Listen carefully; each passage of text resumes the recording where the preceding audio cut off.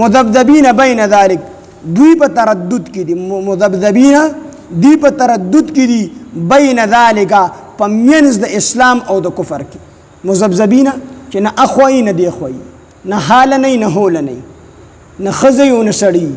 نه یو طرف ته نه بل طرف ته مذبذب ویل شي مذبذب چې نه اسلام کې دي او نه کفر کې دي مذبذبین چې نه التدین دلته دي نه منافقان نه د مسلمانانو سره او نه د کافرانو سره په مسلمانانو کې هم شک او په کفر کې هم شک نو کافرانو سره په صحیح طریقې سره او نه مسلمانانو سره په صحیح طریقې سره بلکې په من بنس کې پاتې کېدل دي د به تاسو هم خوای کافرانو ته تاسو هم بد نه وای دا مذبذبین دی په تردد کې دي دی په شک شوبه کې دي بین ذالک په منځ د دې کې یعنی په منځ د اسلام او د کفر کې لا اله هؤلاء ندی دی خو دی لا اله هؤلاء ندی خو دی مسلمانانو سره ولا اله هؤلاء او نه اخو دی کافرانو سره دین اخو دی ندی اخو دی ومن يضلل الله سوق چې گمراه کی الله پاک فلن تجد له سبیلا نو تب هرگز ان امید هغه د پاره سبیلا سلار د هدایت سوق چې الله گمراه کی دې سوق په هدایت راوستلی نشي یا ایها الذين امنوا نیک مسلمانانو ته خطاب دی چې اے مؤمنانو لا تتخذوا تاسمنی سے الکافرین کافرانو لرا اولیاء دوستان کافران په دوستۍ سره منی سے من دون المؤمنین سوا د مؤمنانو یعنی دوستی دوستانه تعلق پیدا کوي مسلمانانو سره جوړ کړي کافران په دوستۍ سره منی سے اتريدون آیا تاسو غواړئ اے مسلمانانو ان تجعلوا دا چې تاسو جوړ کړئ لله د الله د پاره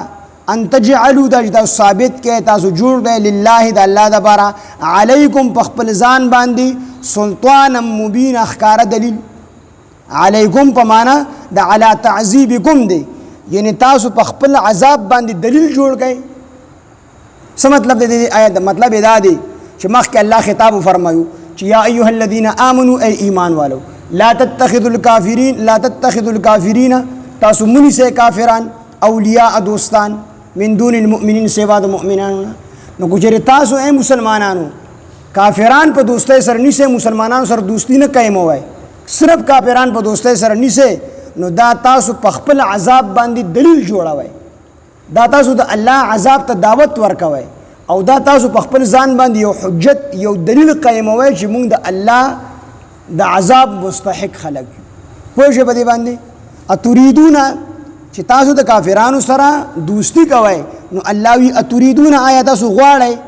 ان تجعلوا دا چې تاسو ثابت کړئ لله د الله د پاره علیکم په خپل عذاب باندې سلطان مبین اخکار دلیل یعنی د کافرانو سره دا دوستی دا تاسو په خپل ځان باندې د الله عذاب ثابتوي د دې وجه د کافرانو سره دوستی کوئ مطلب دا چې د کافرانو سره دوستی مکوئ او چې تاسو د کافران دوستان نشئ د مسلمانانو نه علاوه نو دا تاسو د الله عذاب ته دعوت ورکوي او د الله عذاب بیا تاسو به د الله د عذاب مستحق کیږي نو یا ایها الذین آمنوا ای ایمان والو لا تتخذوا الکافرین تاسو منی سے کافرانو لرا اولیاء دوستان من دون المؤمنین سوا د مؤمنانو نه کوچره تاسو د کافران په دوستۍ سره نشه مسلمانانو نو اتریدون آیا تاسو دا غواړئ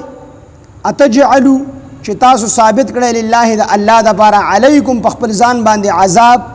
د خپل ځان باندې د عذاب د پاره سلطان مبین اخکار دلیل یعنی دا تاسو ښکار دلیل په خپل ځان باندې د الله د عذاب د پاره ثابتوي چې کافرانو سره دوستی کوي